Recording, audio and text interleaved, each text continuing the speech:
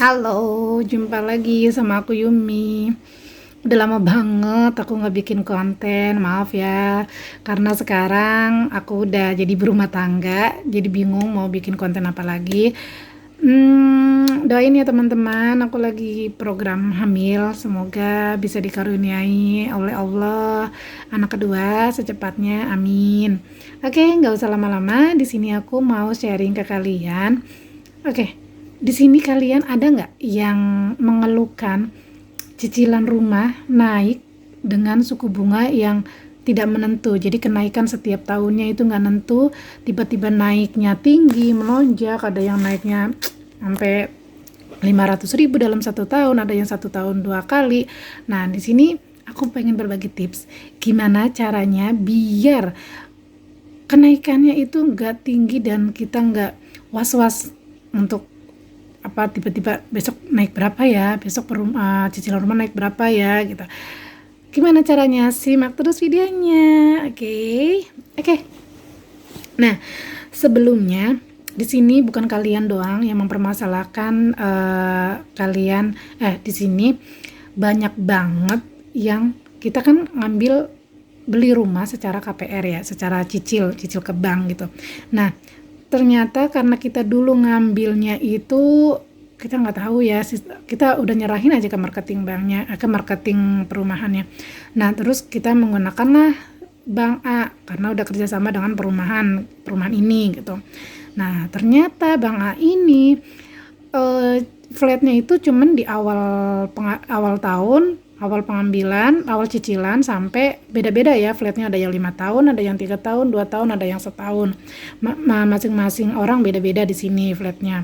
Nah, setelah flatnya itu habis di awal pengambilan, itu naiknya itu kita ngikutin suku bunga kenaikannya. Ada yang naiknya dari cicilan 1.900.000 jadi naik 2.400.000, ada yang naiknya 500, ada yang 600, ada yang 400, 300, ada lagi yang naiknya setahun 2 kali. Nah, di situ juga kita nggak tahu, kita hanya menerka wah besok naik berapa ya, kita nggak tahu kan. Nah, masalahnya kan kita di sini perumahan klaster menengah ke bawah dengan hampir semuanya ini di sini adalah buruh gitu, yang gajinya itu naiknya cuma setahun sekali gitu, dan sangat memberatkan kita kalau naiknya itu sampai ratusan ribu gitu, apalagi setiap tahun naik gitu. Nah, karena dengan masalah ini yang bikin kita pusing gitu, jadi kita cari solusi. Apa solusinya? Take over bank. Ya, kita mendingan take over bank, cari bank yang kira-kiranya ini cicilannya itu bukan fleksibel ya, cicilannya itu flatnya jelas gitu, sampai berapa tahun cicilannya, berapa cicilannya sampai lunas itu berapa gitu. Kita cari bank yang seperti itu. Nah, gimana caranya take over bank? Di sini aku mau berbagi cerita ke kalian. Caranya adalah yang pertama, datangi bank yang sekarang sedang kita gunakan untuk mencicil rumah. Misalkan ya kayak saya memakai bank A. Terus saya datangilah ke bank A. Saya tanya sisa hutang saya di bank A itu sisa berapa ya? Misalkan harga rumah saya awalnya itu 230 juta dan sisa hutang saya setelah saya cicil 5 tahun masih 200 juta. Oke, 200 juta ya. Saya tinggal tanya-tanyalah ke bank A, ke bank B, ke bank C. Jangan cukup satu bank yang kita tanyakan, atau kita jangan cukup dengar kata orang bank ini murah loh, bank itu murah loh, jangan. Kita mendingan survei sendiri, tanya langsung sendiri, konsultasikan sendiri ke bank A dan bank B, bank C. Kita konsultasikan nih, kita mau take over bank nih, kita dari bank ini, kita sisa hutang kita di bank A sisa sekian, kira-kira kalau misalkan saya pindah saya pindah ke sini berapa ya ininya gitu. Nah, pasti kita bakalan dikasih tahu persyaratannya, prosedurnya, terus kita bakalan dikasih tahu brosurnya. Nah gitu, pas dikasih brosurnya itu kita bisa bandingin bank A, bank B, bank C, bank D. Kita bandingin kira-kiranya yang menguntungkan kita yang mana, yang kiranya bunganya kecil, yang kiranya cicilannya pasti, yang pokoknya cari yang buat kita nyaman, yang bikin gak kita was-was gitu. Yang pertama yaitu cari bank yang kira-kira ini naiknya itu tahu gitu, dari sampai lunas kita cicilannya tahu gitu, jelas gitu berapanya gitu. Jadi buat kita kan, oh nanti tahun sekian kita naik segini, tahun ke sekian kita naik segini gitu. Nah di sini aku mau ngebandingin dua bank, bank satu bank konvensional biasa sama bank syariah. Nah soalnya di sini aku juga dapat info dari tetangga, katanya bank syariah yang ini lebih murah. Terus ada temen kerja bapaknya itu pakai bank konvensional, katanya lebih murah dari bank syariah. Nah makanya daripada saya dengar-dengar gitu, dengar-dengar nggak pasti, mendingan saya tanyain langsung ke banknya gitu. Nah rencananya kan KPR aku naik itu nanti di awal Januari 2022. Nah nanti rencananya aku mau take over bank di Oktober, antara Oktober November gitu. Jadi sebelum kenaikan. Nah di sini tetangga aku nih ya, aku jelasin di sini tetangga aku udah ada yang take over beberapa orang. Tadinya kan kita ngambil cicilan rumah itu 20 tahun.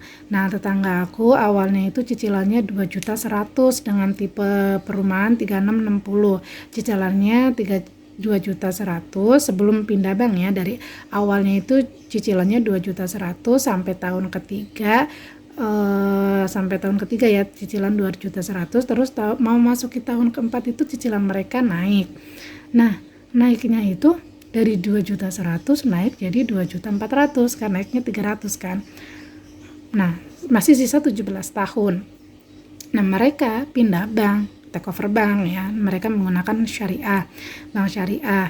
Terus dengan misalkan sisa hutangnya udah dilunasin ke bank, misalkan mereka minjem 200 juta nih sisa hutang ke bank A, kan kita tanya dulu kan ke bank A, kita sisa hutangnya 200 juta gitu mau dilunasin.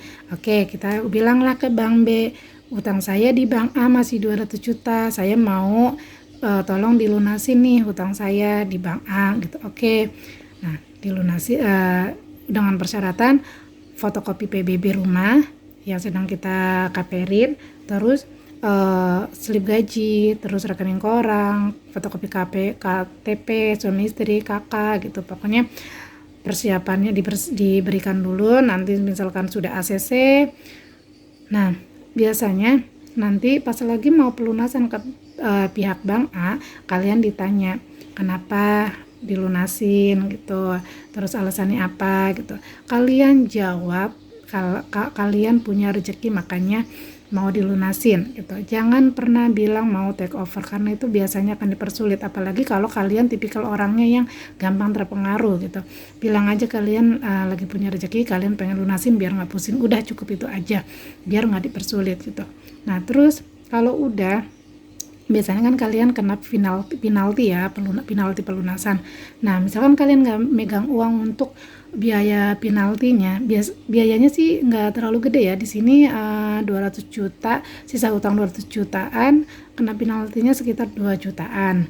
Nah itu kalau misalkan kalian nggak megang uang segitu, kalian nggak mau bayar sendiri, kalian bisa minta dibayarin sama bank B. Jadi nanti total hutang kalian ke bank B itu adalah 200 juta plus biaya penalti. Nanti kalian bisa gabungin tuh dan dicicil selama kalian mau. Nah misalkan nih tetangga aku nih harusnya sisa hutangnya itu 17 tahun di bank A dan dia take over ke bank B, dia dipersingkat waktunya jadi 10 tahun. Tahu berapa cicilannya? Dari 2.400.000 cicilannya itu jadi 2.800.000, jadi 2.800.000, jadi naik 400.000, menaikkan 400.000 untuk mempersingkat waktu jadi 10 tahun. Jadi dia mengurangi 7 tahun tapi cuman naikin 400.000. Dan enaknya flatnya itu dia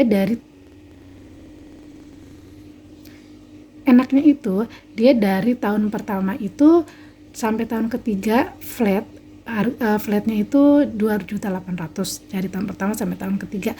Tahun keempat sampai tahun kelima dia 2.900.000. Nah tahun ke-6 sampai tahun ke-10 dia ngambil jadi 10 tahun ya. Jadi tahun ke-10 sampai lunas dia naik nggak sampai, katanya nggak sampai 100.000. Jadi totalnya nggak nyampe 3 juta. Coba lebih enak mana? Kita pindah bank, udah pindah bank, kita persingkat waktunya, tadinya masih belasan tahun jadi 10 tahun, cuman kita naikin 400.000, dan dalam 10 tahun kita naiknya cuman nggak sampai 300.000. Nah di situ udah waktunya lebih singkat, naiknya jelas, kapan-kapannya naiknya, terus berapa-berapanya lebih jelas, dibandingkan kita tetap menggunakan bank konvensional yang kenaikannya menggunakan suku bunga. Itu naiknya setahun bisa ratusan ribu. Nah kalau misalkan kita sisa 17 tahun, setiap tahun naiknya ratusan ribu, mendingan kita pindah bank kan kalau dikalkulasiin tuh. Persyaratan takeover bank itu mudah kok, cuman yang penting fotokopi PBB rumah kakak, fotokopi KTP, terus slip gaji, rekening koran, ya seperti kita mau ngambil rumah aja gitu. Jadi bagi kalian yang keberatan dengan kenaikan suku bunga yang tidak menentu untuk cicilan rumah kalian, mendingan kalian take over bank dan pilih bank sesuai yang kalian butuhkan, yang menguntungkan kalian. Kalian bisa survei beberapa bank yang menurut kalian yang kiranya murah, kan pasti ada rekomendasi dari teman-teman, atau enggak kalian mau menjelajahi semua bank juga itu enggak masalah sih, karena cuma minta brosur itu nggak akan bayar gitu oleh banknya gitu. Oke. Semoga informasi ini membantu buat kalian yang akan take over bank. Semoga berhasil dan assalamualaikum.